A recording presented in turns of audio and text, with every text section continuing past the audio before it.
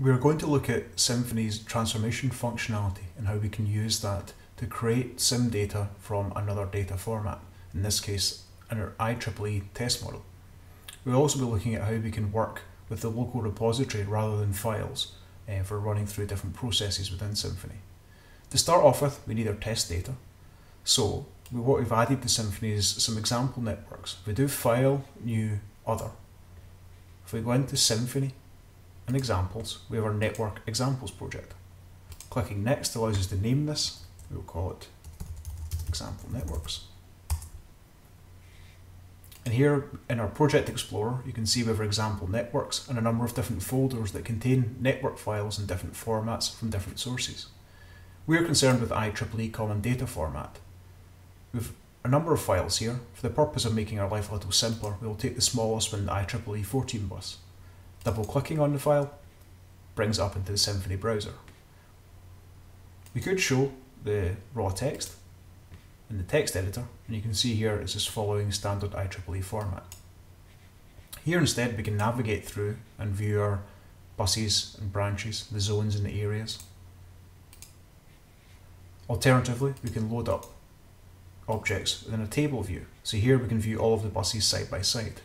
This highlights one of the problems. There's no base voltage set for any of these buses, and for us to create a valid CIM file, we really want to have some base voltages. Rather than name each of them manually, we can use the network topology to help us. If we take the first file here, which is our bus 1 HV, we will give it a base voltage. These are quite nicely named as HV and LV, so we'll give our HV 132. Now if we go to the resource menu and commands, we have commands here that are just for IEEE, in this case propagate voltages. So yes, we want to continue. This runs through the network. If we load the buses up within the table now, we can see that the base voltage has been set for all of the buses that have HV as their suffix. The suffix there is not actually being used as part of the traversal, it just happens to have been named that way. If we take an LV bus now, we can give a base voltage of 33. Once again, we can run the same command. And now we should find that all of our buses have a base voltage set.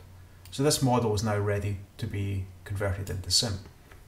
So we have not saved anything yet, so the file on disk is still untouched because we don't actually need to save it there. We want to run on this modified version.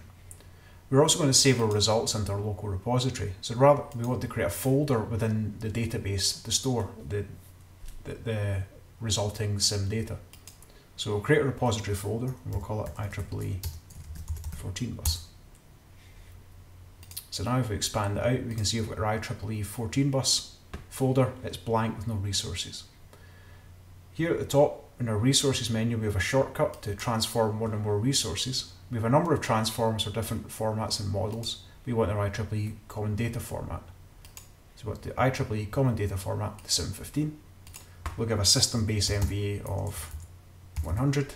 The default voltage would be used if we hadn't set voltages there, but we'll put in a default of 10. Now we want to select our input. The workspace here shows the files that we have loaded in memory. In this case, independent resource means it's just a single file that's been loaded in its own, not part of an integrated set. So we'll select our IEEE Common Data Format. Now for our output, we could write it to the workspace as an RDF XML file. Instead, we want to put it into our repository in our newly created folder. So we have our IEEE 14 bus, and we want to give this a name, so we'll call this our example network. Now when we click finish, it runs through the transformation and saves the resulting CIM data into the repository. The first time it saves the repository, there's a slight overhead as it creates the appropriate data structures for the CIM model, but that's us run a transformation and save the data. We have some logging output there from the transform showing what branches were produced in some of the CIM data. So now we've finished. If we expand out our IEEE 14 bus, we can see that we've got example network in there. Double clicking in this brings up the data within the Cimphony browser. So we can view some of the objects that are within here. We have our AC line segment and we have 17 of them. If we turn off, this shows all of the possible attributes and associations, which makes it a little cluttered. So we can turn off the empty attributes and empty associations. So we can see our AC line segment's got a name, resistance, reactance, susceptance. It's part of a line container. It has a base voltage associated with it, and it has a couple of terminals. But what we don't have is any substations or voltage levels, and we really want them to be in place. So rather than having to try and do any kind of manual traversal of the network ourselves to work out what's connected to what, we can say we want to set containment. So this will create voltage levels, substations and lines where appropriate. And we can see that this calculates there's 11 substations and 14 voltage levels. So obviously it means that some of these substations have more than one voltage level. We can do a small OCL query here to find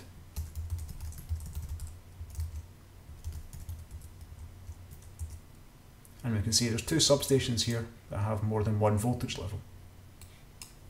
We clear the query and it goes back to our default view. What we also want to do though is we find these voltage levels don't actually have a voltage associated with them. So once again we can actually propagate voltages in the CIM data, and this will traverse through the network and it works out what the voltages are for each of the voltage levels. So we should find that within our substations we have different voltage levels. So we have, for example, a substation here that has two 33 kV voltage levels and a 132. The one thing that's obviously missing here is that we have no names on any of the substations. So what we can do is manually add in some simple names by just using the phonetic alphabet.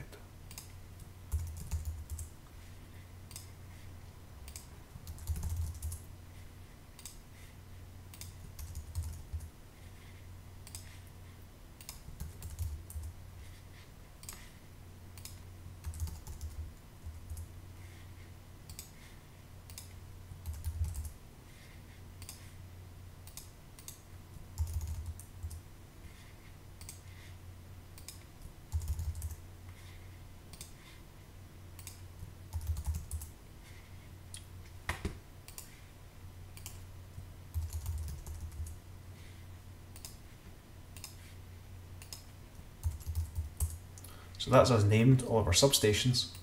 And of course our voltage levels underneath should really be named something similar. But rather than doing them manually, we can propagate names across the network. So here it's named all of our substations. It's using the naming schemes that for ENTSO-E, where each of the voltage levels had to have a unique voltage name. In this case, it's suffixed a 1 and a 2 onto the two 33 kV ones under the kilo substation. So now we have our network, we have created our containment, and we've created our names. If we save now, we'll commit it to the database, so we can say set containment and names. And that creates a database commit for our network. If we view open historical versions, we can see there's now two versions of this network. Our initial commit, where we put the data, and then our one where we updated the number of objects by setting the containment and name. So that's us got our basic network created. What we may want to do now is actually create a simple schematic for this. So if we say open single line diagram editor, we want our example network, and we want to do an automatic build. In this case, we're going to do it with the planning model, which uses the topological nodes. We click finish. So this has created a very rough automated layout for our network. We can go in here and edit things, move lines about, try and clean it up a little bit. As we select objects on here, it's showing us over on the left hand side within the browser view what the CIM elements are that reflect this. If we hold down the G key as we drag something, it drags everything around about it.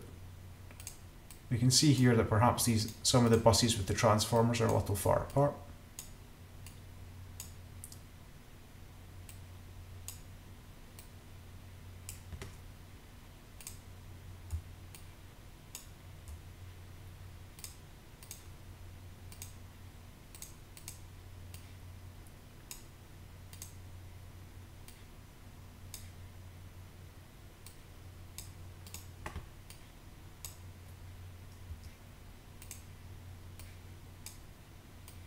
This is still some prototype software for doing the automated layout. Doing internal substation schematics is a little simpler, and doing it for an entire network overlay is slightly problematic. But this gives you the basic, which you can then modify yourself to try and come up with a more readable, usable diagram.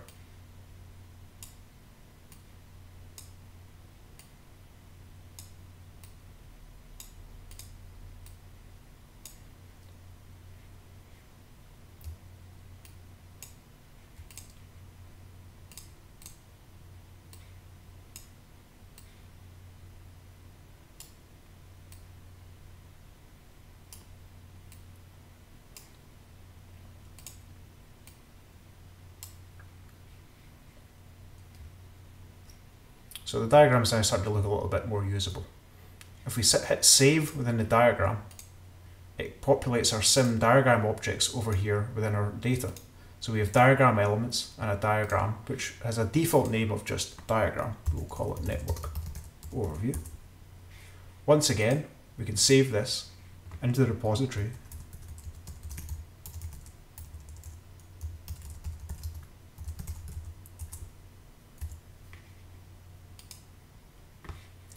And that means that all of our data here is embedded within the CIM data. So our network element, if we, for example, select this transformer, we can see it has a diagram object with a diagram object point, and the point tells us the location on the diagram itself.